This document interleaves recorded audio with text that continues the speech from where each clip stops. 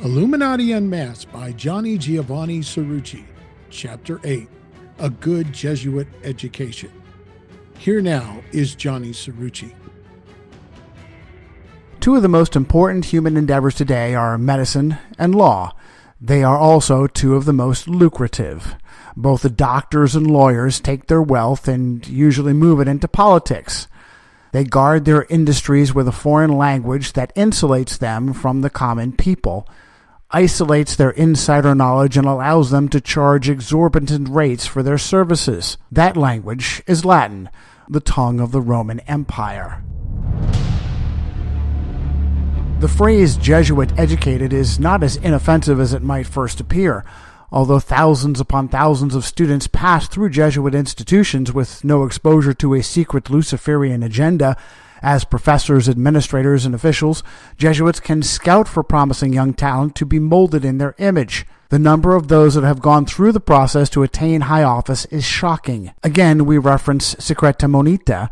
College officials weren't running schools as much as they were gathering intelligence on the local community and abusing the confessional to do so. Let the rectors of colleges endeavor to obtain intelligence of the houses, gardens, farms, villages, and other estates which may be owned by the first nobility, merchants, or citizens, and if it can be done, the taxes and rents by which they may be burdened.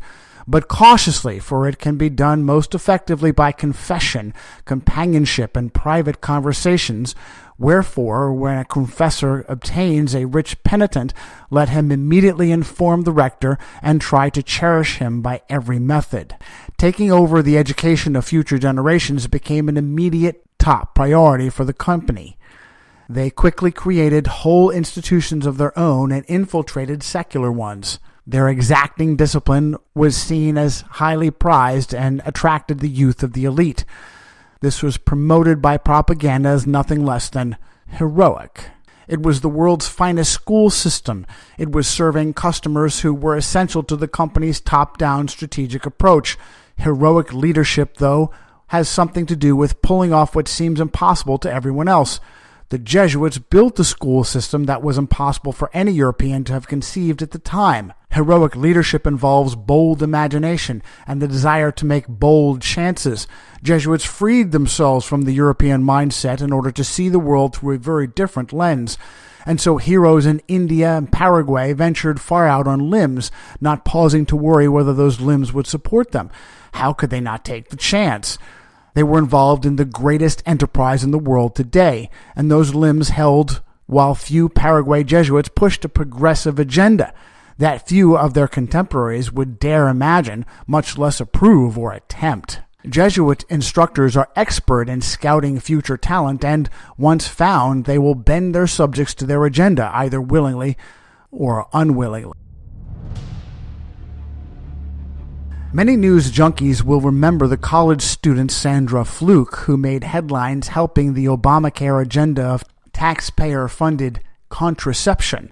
Society must pay for licentious lifestyles and the illusion of sex without consequences. Franklin Roosevelt is credited with having said, "Nothing in politics ever happens by accident. If it happens, you can bet it was planned that way." The quote is hotly contested with no known sources, but regardless, if it originated with America's 33rd-degree Shriner Freemason 32nd president, it's absolutely true. What many Americans didn't know was that Sandra Fluke was no common college co-ed, but a radical activist. Fluke testified before Jesuit-trained Nancy Pelosi and an audience of sympathetic Democrats. How did she get that kind of clout? She's a Georgetown law student. For good reason is Georgetown in the heart of Washington, D.C. It is the command center from which the company directs the affairs of America. Congress is in recess this week, but that didn't stop House Democrats from holding a hearing to take testimony from a Georgetown law student who was barred from testifying in last week's hearing about President Obama's policy on contraceptives, health insurance, and religious-affiliated organizations. These are not Barack Obama's policies. Barack Obama was unable and is unable to go to the bathroom without instruction or a teleprompter. That hearing drew fire from supporters of the administration's approach for featuring an all-male panel to start. followed in the afternoon by a second panel that included 2 women opposed to mandatory coverage of contraceptives by insurers. Somewhat ironically, Sandra Fluke, who has become the poster child for the Democrats since she was not permitted to appear before the House Oversight and Government Reform Committee hearing, would likely not be affected by the policy as a member of a student, rather than an employer-provided health insurance plan. Even more ironic, Georgetown already offers contraceptive coverage as part of its employee health plans. How does a Catholic college cover contraceptives? Is there one agenda promoted publicly and an entirely separate agenda promoted privately?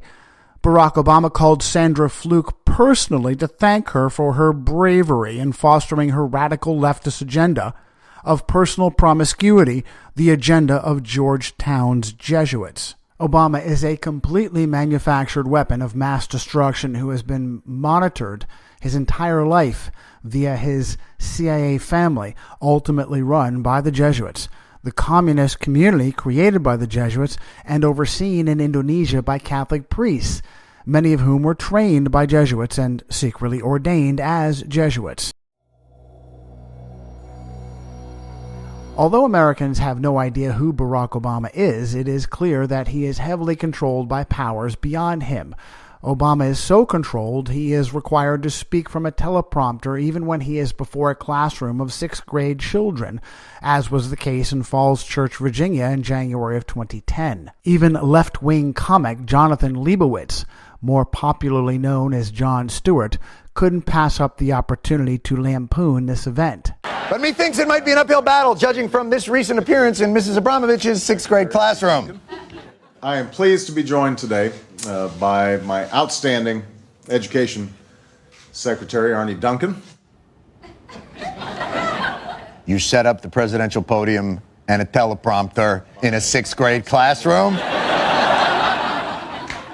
Here's what healthcare means to you. But the idea that Obama is handled from a higher power, just as, if not more malignant towards America than he is no laughing matter. Who is telling Obama what to say?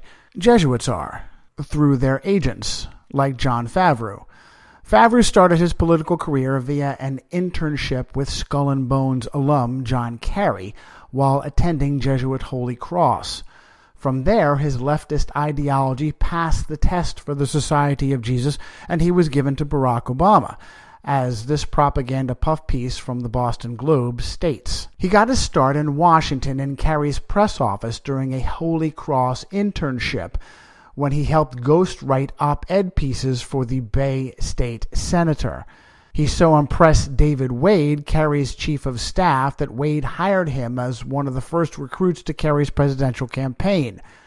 Watching Favreau's talents emerge was like a scene in Good Will Hunting, said Wade, marveling at Favreau's journey. Pause as a quick aside. The Boston Globe just told you that John Kerry couldn't even write his own opinion editorials. When the Catholic frauds in journalism donate space to Catholic frauds in politics, it isn't even genuine. To paraphrase Forrest Gump, interns are like a box of chocolates. You never know what you're going to get. Some treat Washington internships like cameo appearances on the West Wing. John ended up in the real West Wing because he had the opposite approach, Wade said. He had a soul. He cared about Massachusetts and progressive ideals in keeping with the best of Jesuit education. During the 2004 Democrat National Convention, Favreau was famously dispatched by Kerry's team to tell Obama, who was delivering the keynote address, to remove a line in his speech that was too similar to what Kerry was going to say. A year later, Obama hired him, and Favreau became the second youngest head speechwriter in presidential history. Again, no, Obama didn't hire him. He was told to hire him. It's fascinating that Favreau required the dogma of leftist politicians he served to marry up with that of what the Jesuits taught him. Favreau is now off to Hollywood, where the company also has many friends. John Kerry was a poignant choice for vetting the speechwriter. Not only is he an overt practicing Catholic, he recently proclaimed that he was traveling to Rome as the first Catholic Secretary of State in 33 years to meet Rome's first Jesuit pope. I am a Catholic, and I grew up learning how to respect those views, but I disagree with them.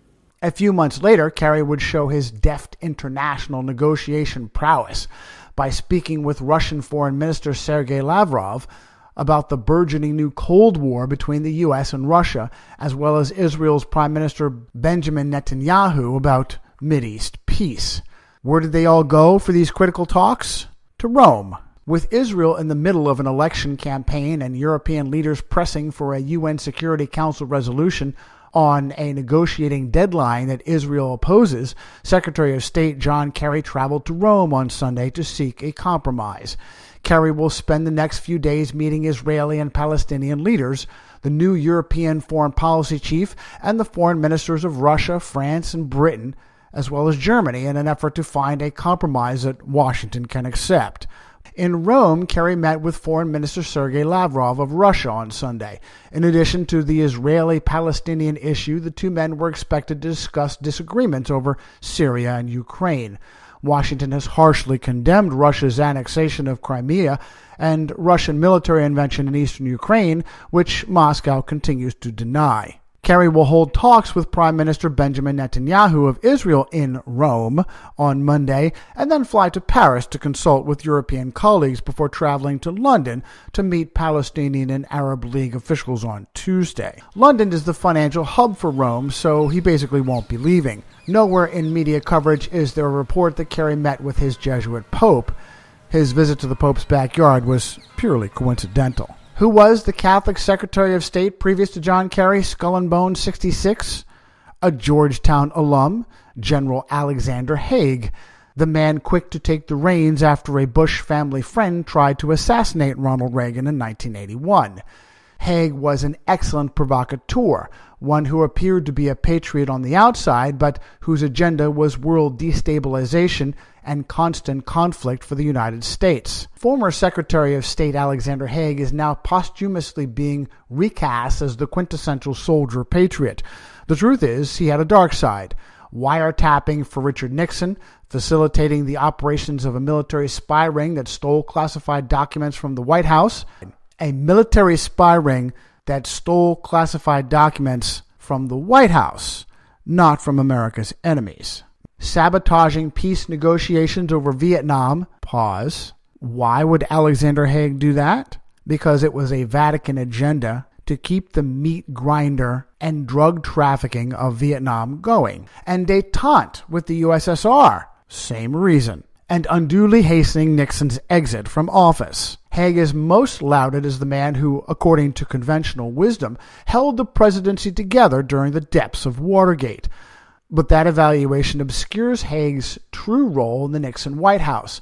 He began to come to prominence in 1968 when Fritz Kramer, who had helped Haig rise within the Pentagon, recommended him to another protege, Henry Kissinger, as Kissinger's military advisor on the Nixon National Security Council. In 1981, when President Reagan was shot, Haig told the cabinet and the press, "As of now, I am in control here in the White House."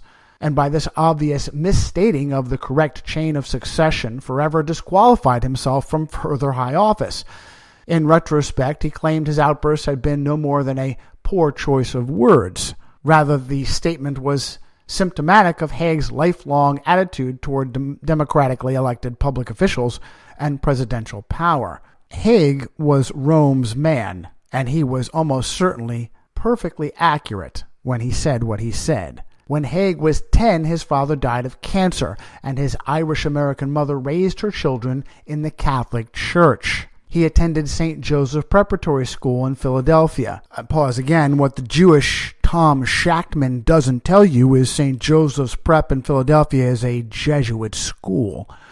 And graduated from Lower Merion High School in Ardmore, Pennsylvania. He then studied at the University of Notre Dame for 2 years before transferring to the United States Military Academy, where he graduated in 1947.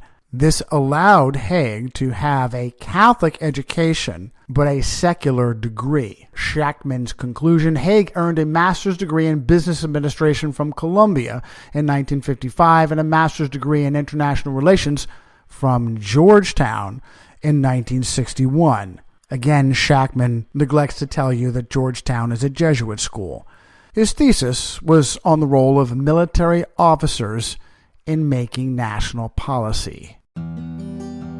If you're looking to know where Jesuits teach, there are 28 overtly Jesuit-run universities in the United States, many of them having surprisingly secular-sounding names. Boston College, Canisius College, College of the Holy Cross, Creighton University, Fairfield University, Fordham, Georgetown, Gonzaga, John Carroll University, Lemoyne College, Loyola Marymount, Loyola Chicago, Loyola Maryland, Loyola New Orleans, Marquette, Regis, Rockhurst, St. Joseph's University, St. Louis University, St. Peter's, Santa Clara, Seattle University, Spring Hill College, University of Detroit Mercy, University of San Francisco, University of Scranton, Pennsylvania, Wheeling Jesuit, and Xavier University. There are twice as many Jesuit-run secondary schools.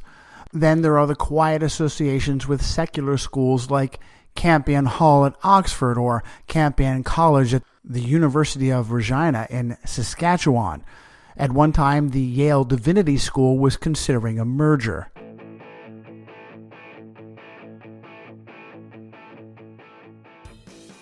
With the unprecedented success of Puritan Protestant Oliver Cromwell to give the English common man his destiny back, manipulators from Rome needed to go underground, or more precisely, undergraduate. Given how perfectly the Company of Loyola has used the usurpation of education, it perks a researcher's eyes when he sees evidence of other secret organizations doing the same. Franciscan-educated New Ager Robert Bauval, who claims the Bible is full of myths, wants to pull the curtain back just enough for you to see the secret Rosicrucians, but not any further. This tactic has worked for the Jesuit for millennia. Knowingly or unknowingly, this is what Bauval does regarding how the Luciferian elite reacted to the English Civil War. He states, open parliamentary rebellion finally came in 1642. After a failed attempt to arrest 5 members of Parliament, Charles I and his royalist supporters quit London and set up court in exile at Oxford, the traditional hub of elitist intellectuals and scholars. Tie was there in the following years that a strange fraternity of literati began to meet, calling themselves evocatively the Invisible College. The earliest surviving written reference to this mysterious invisible college comes from the celebrated physicist Robert Boyle, 1627 of 1691, in a letter he wrote to his tutor in France in 1646. In this letter, Boyle states that he is now diligently applying himself to natural philosophy based on the principles of our new philosophical college, and requests certain books from his tutor that will make you extremely welcome to our invisible college. A few months later, in 1647, Boyle again mentions the invisible college in a letter to a friend.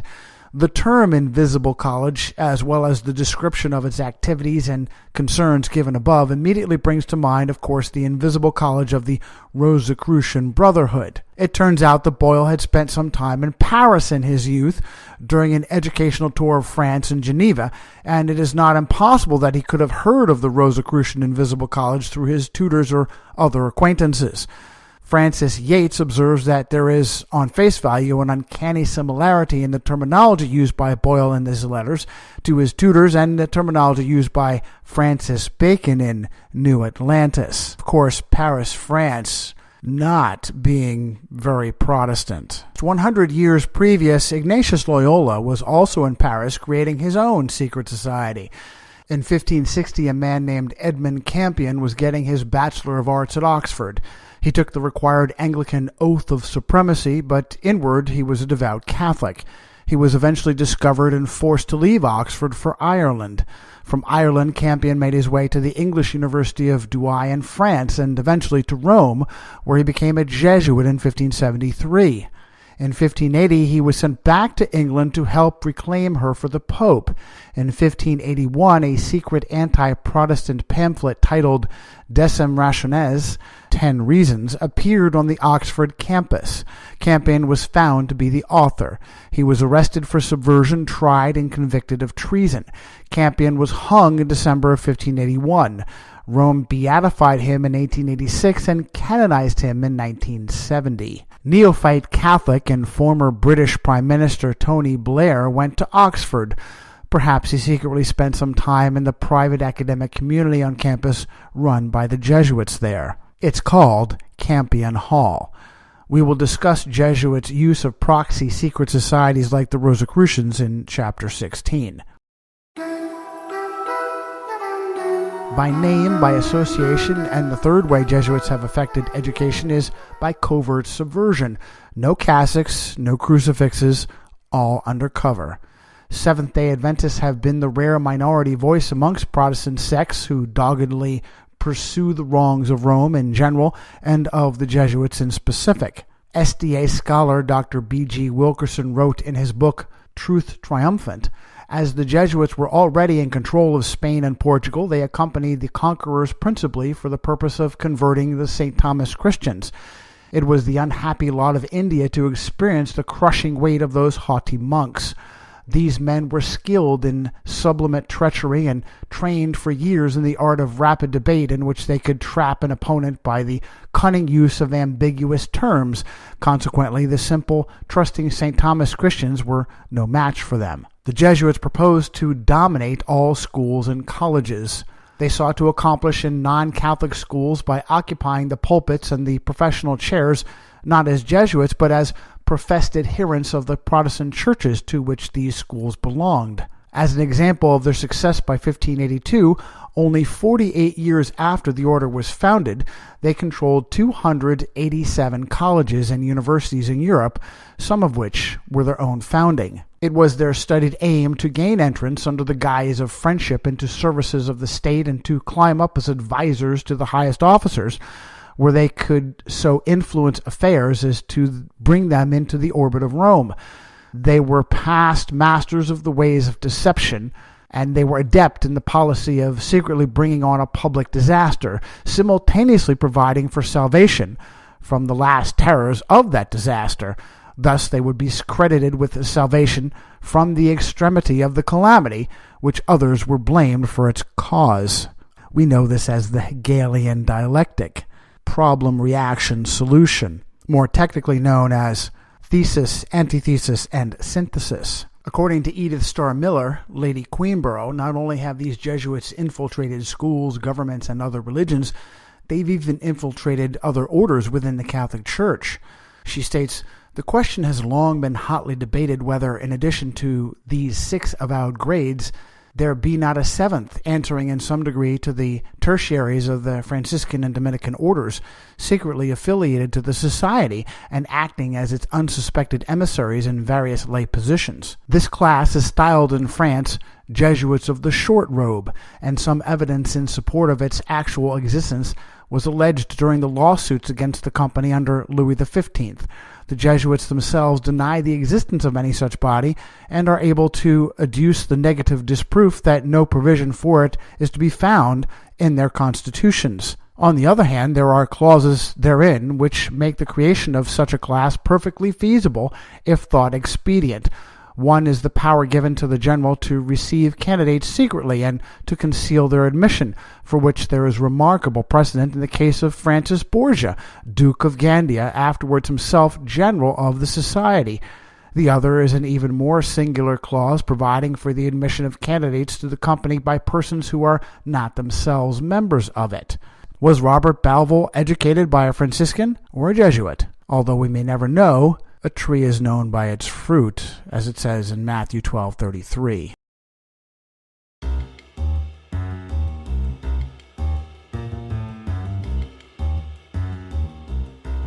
When Leon Panetta was chosen by Barack Obama to be the director of the Central Intelligence Agency, many observers were shocked. Panetta was a Bill Clinton bureaucrat who hadn't been in public office since 1997. What made Panetta important was his experience in a broad range of endeavors and his Jesuit education at Santa Clara University, the Jesuit University of the Silicon Valley. Panetta had been a congressman for 16 years as a Democrat representative from California and left a key office chairing the House Committee on Budget to become Clinton's 1993-94 director of the Office of Management and Budget. From there, he became Bill Clinton's chief of staff from 1994 through 1997. He was resurrected from anonymity to become Barack Obama's CIA director from 2009 to 2011, and then became the Secretary of Defense. How could Leon Panetta go from crunching numbers in the 90s to leading the most dreaded intelligence agency and military in the world 10 years later? He could be trusted to betray them all for a higher authority. Amazonian myth. Having women treated like men in the military is a win-win for those who wish to see America destroyed. Not only does it obliterate unit cohesion, especially when women are given command over men, but it adds to the number thrown into the meat grinder of war. The reality that women are not warriors has been repeatedly buried along with more than a few bodies. One of the first casualties was Kara Holtgreen. In 1994, she was headlining everywhere as the first naval fighter pilot, until she crashed her F-14 during a routine carrier landing. Holtgreen was killed on impact. For a unisex military caused the Navy to push harder than they should have to put women in the cockpits of combat fighter jets, and especially after all of the negative publicity about tailhook and sex scandals in the Navy, did image and public relations become more important than safety? Those questions have plagued the Navy ever since Lieutenant Kara Holtgreen, one of the first two women trained to fly the F-14 fighter jet, crashed her plane into the Pacific in October of 1994. One of her Navy instructors, Lieutenant Jerry Burns, says that Holtgreen and another woman were an accident waiting to happen because the Navy was promoting women too fast to fly combat jets. Holtgreen. This Navy videotape shows Kara Holtgreen trying to land her F-14 on the aircraft carrier Abraham Lincoln. Power. Raise your gear. Power. Eject. But Holtgreen did not eject in time, and she was killed as her plane crashed into the Pacific. The Navy was quick to blame the accident on engine failure.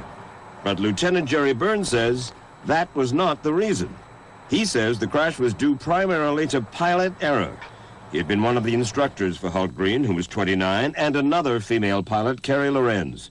He says both women were marginal or substandard F-14 pilots, and says that he had warned his superiors about them. I had to tell them very pointedly that I fully expected there would be a mishap involving one of the two women sometime within their fleet tour. Holtgreen and Lorenz? There would be a mishap involving one of them, yes, sir. Later, it was discovered that she was given preferential treatment in flight school when male counterparts would have, quote, washed out, end quote. Private Jessica Lynch was just a truck driver. She was never supposed to see combat. But in Iraq, as in all modern war, there were no front lines.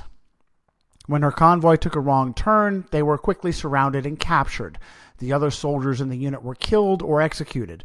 Lynch was brutally raped and sodomized, as would be expected when treasonous, spineless Pentagon generals like Martin Dempsey throw a young girl into a uniform and then onto a battlefield with barbaric foes. The truth was immediately covered up, and a yarn was spun about Lynch fighting like an Amazon until all of her ammo was exhausted. The war machine needed the myth to continue so more young women would sign up. Chairman of the Joint Chiefs of Staff, Martin Dempsey, Irish Roman Catholic, replaced by Joseph Dunford of the Marine Corps, Irish Roman Catholic, and Dunford, also Jesuit trained at Georgetown, interestingly enough, which is very unusual for a military officer because there is a strict military progression of education that you go through, and it's rare that you leave the military education process for civilian, but certainly not a surprise that an Irish Roman Catholic would get trained at Georgetown and then go on to become the chairman of the Joint Chiefs of Staff. Panetta was the Secretary of Defense on September 11, 2012, when the United States military stood down to see 4 Americans tortured and killed after a 13-hour battle at the CIA way station in Benghazi, Libya. Man-portable air defense missiles taken from Benghazi quickly went to Syria, where they were used to take pot shots at a Russian passenger airliner. Obama needed the best man he could find to replace Jesuit-educated Leon Panetta at the Department of Defense. Many were surprised to see him nominate a former Republican senator from Nebraska, Charles Timothy Chuck Hagel. Why choose a Republican Episcopalian Cornhusker to be the Secretary of Defense for such a radical leftist administration? Perhaps because he's Jesuit-approved as an Episcopalian. Hagel was a professor at the Edmund A. Walsh School of Foreign Service at Georgetown when he got the call.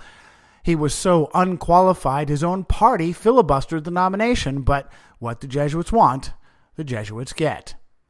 Hagel, however, has been short-lived and tendered his resignation after a year and a half. Perhaps he was made privy to something that so shook him he didn't want to be around when it happened. Obama chose physicist Ashton Carter to replace him. How does a doctor in physics make Ashton Carter qualified to lead America's military? Carter received his degree while at an adjunct college under Oxford. The name of that college is St. John's.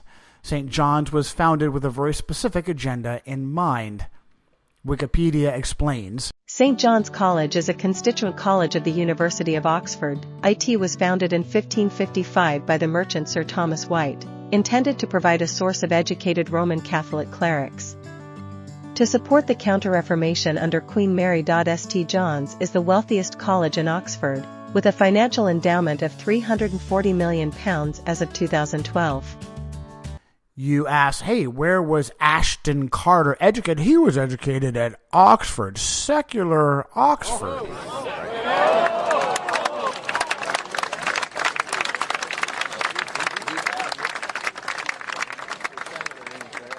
No, they have this little trick. They call it an adjunct college that gets the Oxford name, but is actually a Roman Catholic Counter-Reformation school, which means it specializes in lies and propaganda.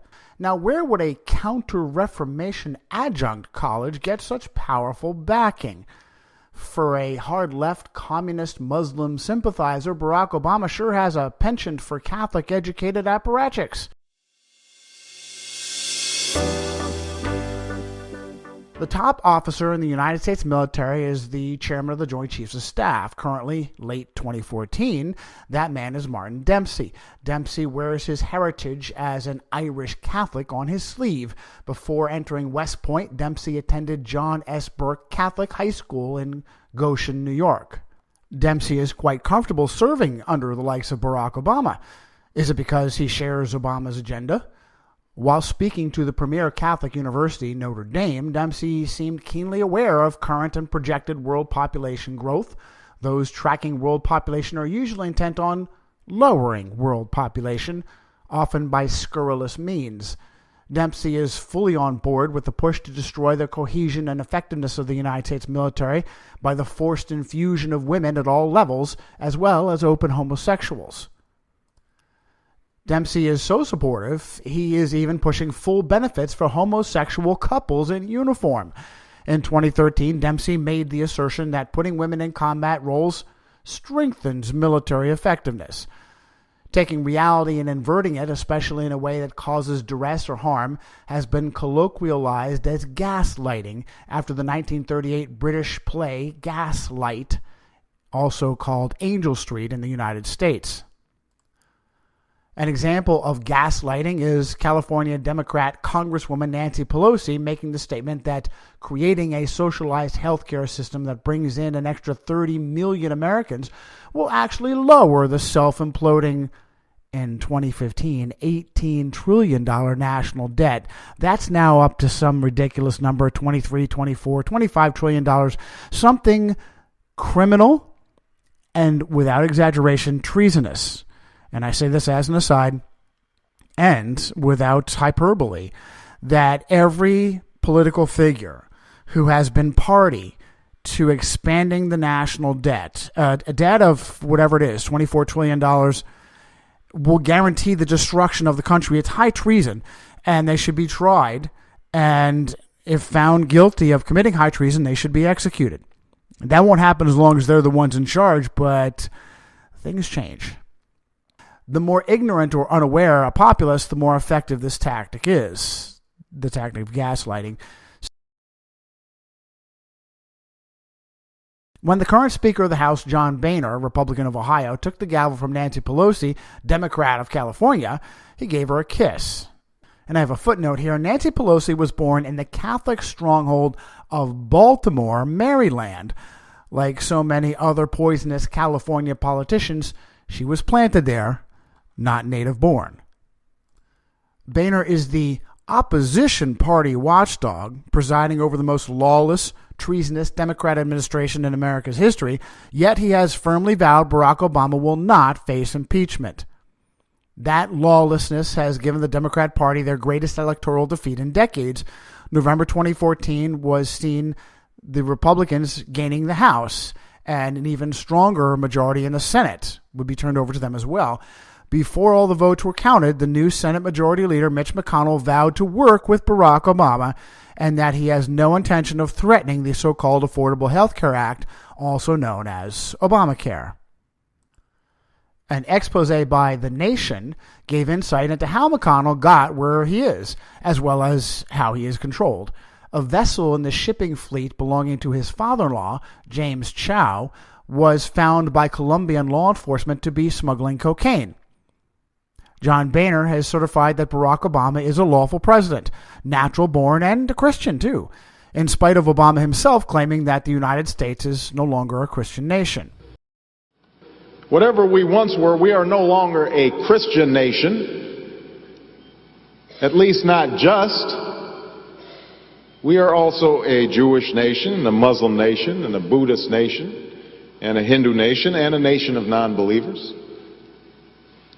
And even if we did have only Christians in our midst, if we expelled every non-Christian from the United States of America, whose Christianity would we teach in the schools? Would it be James Dobson's or Al Sharps's? Which passages of Scripture should guide our public policy? Should we go with Leviticus, which suggests slavery is okay, and that eating shellfish is an abomination? Or we could go with Deuteronomy, which suggests stoning your child if he strays from the faith. As I already told you, Jesuits and their puppets were writing speeches for Barack Obama, and probably write speeches for all presidents, certainly all modern presidents. It doesn't get any more Jesuitical than that. They have an absolute hatred for the Bible.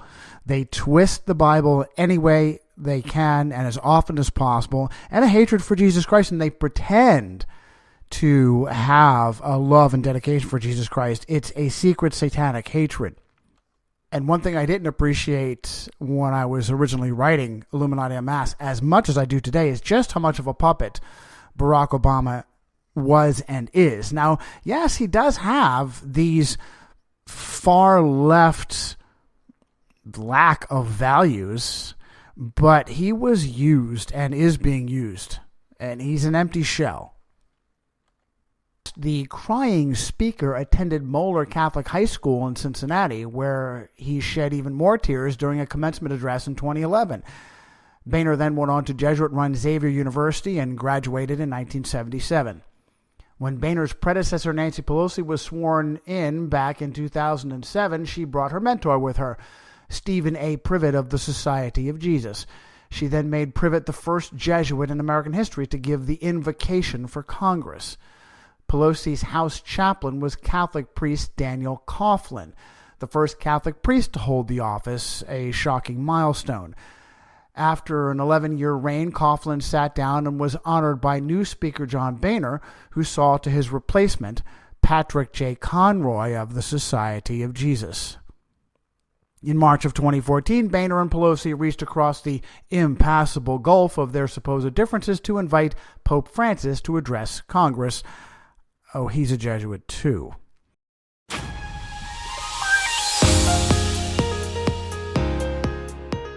Like George W. Bush's director of the CIA, George Tenet, the current director, has been especially selected. John Brennan graduated from the Jesuit University of New York, Fordham, in 1977. He started his career off as director with an ominous and treasonous swearing-in by another leftist papal agent, Vice President Joe Biden. They did so on a Constitution minus the Bill of Rights. It's fascinating to note that as much control as the Luciferian elite have, they still fear both the rule of law and the oaths bound by the God of the Bible. In 2009, Catholic Supreme Court Chief Justice John Roberts flubbed the word faithfully when administering the presidential oath to Barack Obama. I will faithfully execute the office of the President of the United States. Do solemnly swear that I will execute the office of President to the United States faithfully. that I will execute faithfully the office of President of the United States. The office of President of the United States faithfully. And will, to the best of my ability. And will, to the best of my ability. Preserve, protect, and... They later repaired to the quiet setting of the White House map room where the oath was given again. But as the AP notes, the president said he did not have his Bible with him, but that oath was still binding anyway. Sure it was. Just as surely as Barack Obama has a treasured personal Christian Bible. Joe Biden is the man who gloated over Obama's shoulder before signing the Affordable Health Care Act, also known as Obamacare, into law. This is a big effing deal, he said, except he used the actual four-letter word. Although Obamacare was an Orwellian monstrosity constructed behind closed doors with the Republicans on the outside, House Speaker John Boehner has promised to leave it completely intact. As the new Jesuit Pope came under fire for some surprisingly left-leaning public comments, Joe Biden rushed to his defense.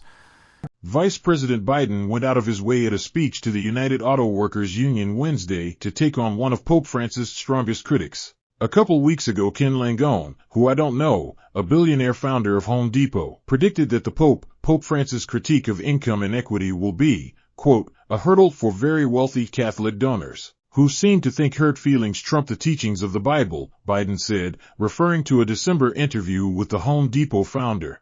Langone claimed to CNBC that one potential major donor to a cathedral restoration project was concerned about Pope Francis' economic rhetoric about capitalist economies. I've told the Cardinal, Your Eminence, this is one more hurdle I hope we don't have to deal with. You want to be careful about generalities. Rich people in one country don't act the same as rich people in another country, Langone said he told Cardinal Timothy Dolan of the donor. Biden appeared amazed by the comments as a Democrat pushing the Obama administration's income equality message. As the most prominent Catholic on the president's team, Biden seemed to be personally offended by the comments. Evan Santoro, BuzzFeed.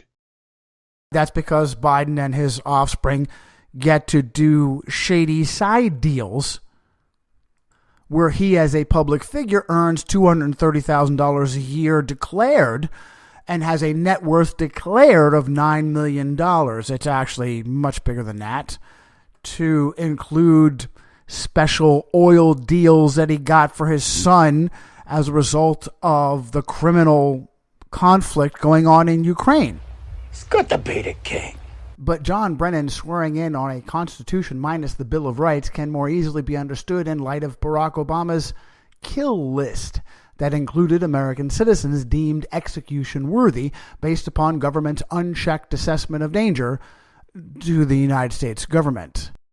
A stunning report in the New York Times depicted President Obama poring over the equivalent of terrorist baseball cards, deciding who on a kill list would be targeted for elimination by drone attack. The revelations, as well as those in Daniel Klaidman's recent book, sparked public outrage and calls for congressional inquiry. Yet bizarrely, the fury is targeted at the messengers, not the message. Senator John McCain, Republican Arizona, expressed dismay that presidential aides were leaking national security information to bolster the president's foreign policy credentials. Katrina Vanden Heuvel, The Washington Post.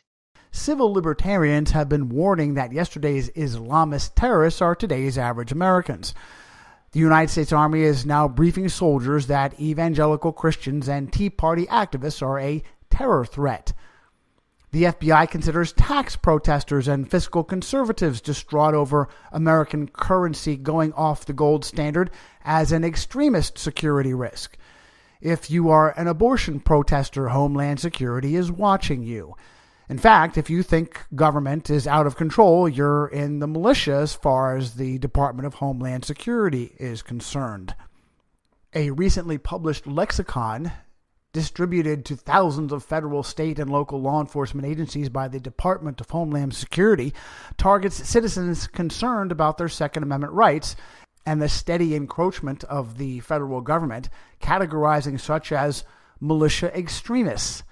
The lexicon, marked unclassified for official use only, FUO, is dated 10 November 2011 and was sent out by email to law enforcement and Homeland Security agencies on November 14th by LaJuan Washington of the Department of Homeland Security Office of Intelligence and Analysis. Pause, quick aside, the 10th of November is the birthday of the United States Marine Corps, which we have shown you in our Cerrucci Team briefs, was founded, the concept of a seagoing infantry founded by none other than Ignatius Loyola when he worked for Venice. Its definition of militia extremist states groups or individuals who facilitate or engage in acts of violence directed at federal, state, or local government officials or infrastructure in response to their belief that the government deliberately is stripping Americans of their freedoms and is attempting to establish a totalitarian regime. These individuals consequently oppose many federal and state authorities' laws and regulations, particularly those related to firearms ownership, and often belong to armed paramilitary groups. They often conduct paramilitary training designed to violently resist perceived government oppression or to violently overthrow the United States government. And as an aside, this is amazing spin in the way the Hegelian works. At no point has any true American conducted a terrorist act against the American government. That's not what true Americans think to do. Absolutely every single domestic terrorist event, certainly on the national scale, and the best example would be the bombing of the FBI's Murrah building in Oklahoma City, was done by the Catholic Church through traitorous agents in the United States government.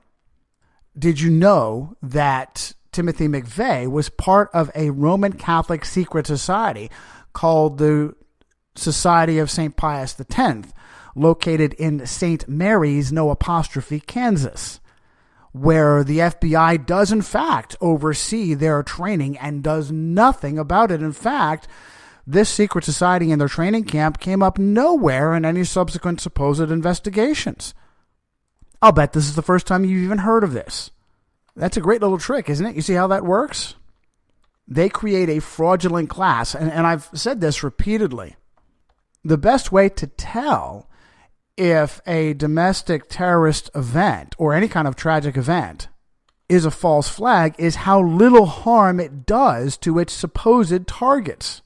Whether it's Oklahoma City or 9/11, the criminals running the United States government were in no way harmed, and in fact, those events were used to give them superpowers. The inversely named Patriot Act was written by a Vietnamese Catholic, a professor at Georgetown, Viet D. Din, and was already in hand on 9/11 and quickly passed. We are living through a viral 9/11, a pandemic hoax of the coronavirus going on right now, and we're going to see the same effects. Say on the basis of nothing more than an official memorandum, Barack Obama can execute you. It is eerie that the New York Times would call CIA Director John Brennan Obama's priest, whose blessing has become indispensable to Mr. Obama when picking drone strike execution targets. With a sense of dread, we can look upon reports that government census takers were gathering precise GPS data on where citizens live. And by the way, there's no such thing as a global positioning satellite. That's a whole nother story. Brennan had already proved the elite could depend upon him when he sanitized Barack Obama's passport in 2008. This was important because Obama, when trying to one-up Hillary Clinton and John McCain on his international acumen, let it out that he had been traveling to Pakistan during the 80s when it was illegal for Americans to do so. As with every important bit of information we get from him, he was spurred by his ego to go off teleprompter. The write-up from the New York Times is fascinating if you've learned to read between the lines. Experience in Washington is not knowledge of the world, Obama continued, provoking laughter amongst those present. This I know. When Senator Clinton brags, I've met leaders from 80 countries, I know what those trips are like. I've been on them. You go from the airport to the embassy. There's a group of children who do a native dance. You meet with the CIA station chief and the embassy, and they give you a briefing. You go take a tour of, this makes no sense. You take a tour of plant that, with the assistance of U.S. aid, has started something. As a quick aside, U.S. aid is a CIA front. And then you go. During the speech, Mr. Obama also spoke about having traveled to Pakistan in the early 80s. Because of that trip, which he did not mention in either of his autobiographical books, I knew what Sunni and Shia were before I joined the Senate Foreign Relations Committee, he said. From his homosexual Pakistani roommate and possible lover in college to his admitted drug use, it's not a leap to suggest that Barry was a drug mule for the CIA. Brennan has made himself indispensable as a purveyor of Islamist terror. He has a direct line to Jihadi Central, the Royal House of Saud. While he was the CIA station chief in Saudi Arabia, Brennan converted to Islam and has even been on the Hajj to Mecca. Given his staunch Roman Catholic background, this is a chilling sign of just how dedicated an agent of Rome Brennan is. The attacks of September 11th ushered in the Orwellian police state for America, and the foundation of that police state was the treasonously misnamed Patriot Act.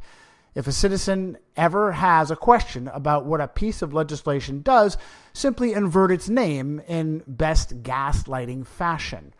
The Patriot Act was written by Vietnamese Catholic Professor Viet D. Dinh. Professor Dinh teaches at Georgetown. Oh, by the way, that was 2015. I think today he's actually a lawyer for Disney, of all things. And you better believe he gets paid very well. He shares time teaching young American law students with comrades like Louis Michael Seidman. In December of 2012, Seidman wrote an op-ed for the New York Times titled, "Let's Give Up on the Constitution," where he called America's founding document archaic, idiosyncratic, and downright evil.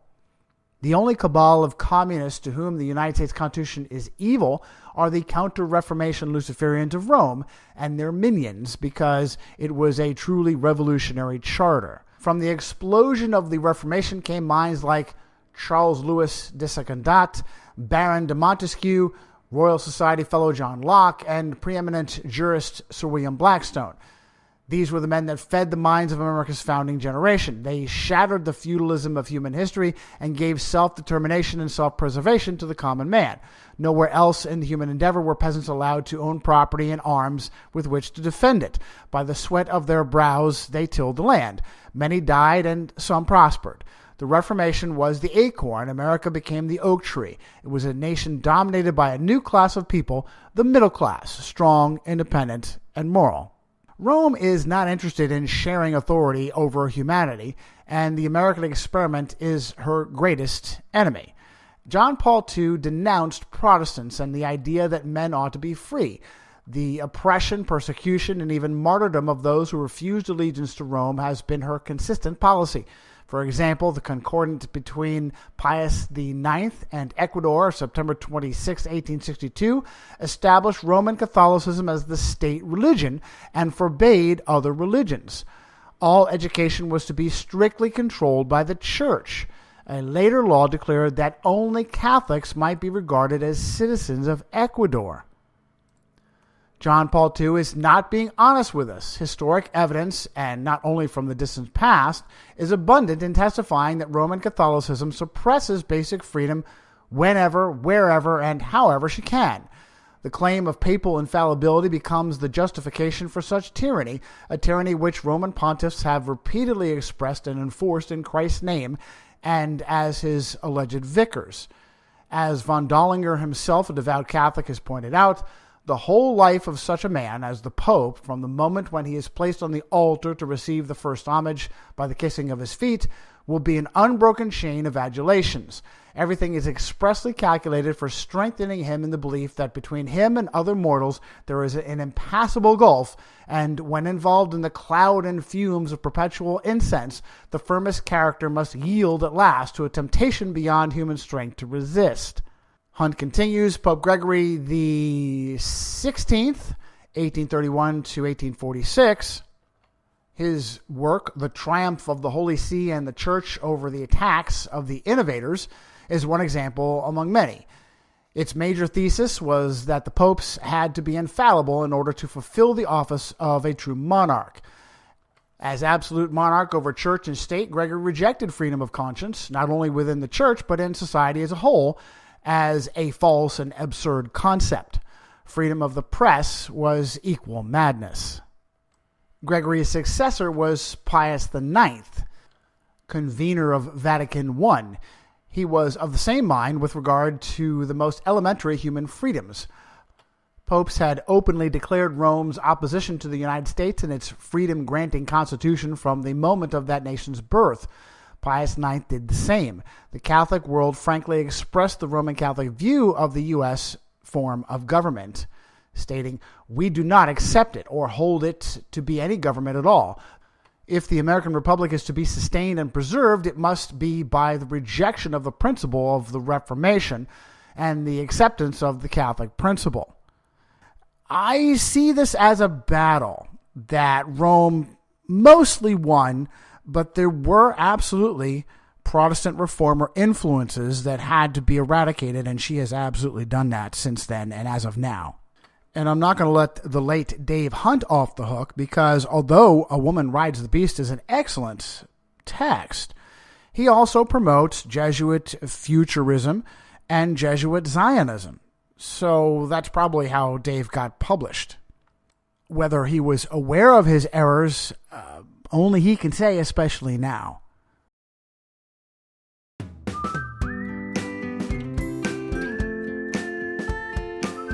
Meryl Chertoff also teaches law at Georgetown. She's the wife of our second Secretary of Homeland Security, Michael Chertoff. Chertoff, along with billionaire and former Nazi collaborator George Soros, have found terrorism and security particularly lucrative. Both have reaped rewards from the sale of naked body scanners to airports. The cultural training that has evolved from airport security would be an appalling revelation to America's founders. Citizens strip off clothing, hold their arms up in surrender, are scanned by possibly carcinogenic radiation, and have virtual naked pictures taken of them and stored. Children are traumatized, the elderly are bullied, and the attractive are mauled. This is what the George W. Bush administration created: Homeland Security. The German news site Zeitenschrift claims that East Germany's former head of the Ministry for State Security, the Stasi, Marcus Johannes Misha Wolf, along with former KGB chief Yevgeny Primakov, helped build the new bureaucracy. Who in the United States can or would pull communist secret police expertise from East Germany and the Soviet Union? What level of treachery would even think of such a thing? Where are the rest of America's leaders while this is happening? The Bush clan is controlled indirectly through affiliations with literal Nazis, the CIA, and secret societies like Skull and Bones, but also directly via papal agents in each and every administration. Shortly after Pope Benedict XVI's election in 2005, President Bush met with a small circle of advisors in the Oval Office. As some mentioned their own religious backgrounds, the president remarked that he had read one of the new pontiff's books about faith and culture in Western Europe. Save for one other soul, Bush was the only non-Catholic in the room. But his interest in the Pope's writings was no surprise to those around him. As the White House prepares to welcome Benedict on Tuesday, many in Bush's inner circle expect the pontiff to find a kindred spirit in the president. Because if Bill Clinton can be called America's first black president, some say then George W. Bush could well be the nation's first Catholic president. This isn't as strange a notion as it sounds. Yes, there was John F. Kennedy, but where Kennedy sought to divorce his religion from his office, Bush has welcomed Roman Catholic doctrine and teachings into the White House and based many important domestic policy decisions on them. I don't think there are any questions about it, says Rick Santorum, former U.S. Senator from Pennsylvania and a devout Catholic, who was the first to give Bush the Catholic president label. He's certainly much more Catholic than Kennedy. Santorum would know, himself being so devout that he's a member of the Opus Dei Secret Society, and quite possibly, given his connections to pedophile pimp Jerry Sandusky, also an extreme sexual deviant, which is how he became a United States Senator. Sandusky's Penn State head coach, Joe Paterno, also Opus Dei. And what I call the Opus Dei effect absolutely applies to Roman Catholic pedophiles, where they flagellate themselves, starve themselves, whatever they feel is necessary 6 days a week, and on the 7th day a week, rape a child. That's not an exaggeration. The same is true regardless of party affiliation. Left or supposed right, Republican or Democrat, all are safely controlled by Rome. Recently, Barack Obama's Treasury Secretary, former New York Federal Reserve Chairman Timothy Geithner, ironically a tax cheat, has been replaced by Jack Lew, a Georgetown law graduate. And by the way, both Michael Chertoff and Timothy Geithner are Jewish, so they fulfill that role as puppets to garner our attention and hate and distract us from the real puppet masters, Rome. Barack Obama's current chief of staff is Dennis McDonough. McDonough holds a master's from the Georgetown School of Foreign Service, class of 1996. McDonough was one of the men in the Situation Room photo depicted as having occurred while America's top officials watched the so-called killing of Osama bin Laden. The current president of the European Commission, the European Union, is José Manuel Durão Barroso, former Prime Minister of Portugal. Barroso took courses and internships at Georgetown and eventually taught classes at the Georgetown School of Foreign Service, named after Jesuit Edmund Walsh. The president of the European Council, which plans European policy, is Herman van Rompuy, staunch Dutch Roman Catholic, raised from his youth at Jesuit Sint-Jan-Berchenice College, grammar school in Brussels, and Katholieke Universiteit Leuven, a Catholic University of Leuven. He has taught the Lessius Hogeschool, once openly Jesuit, now merged with several other schools. At every level, the men and women guiding world policy were trained by and chosen by the Society of Jesus. Perhaps one of their most faithful students was William Jefferson Clinton.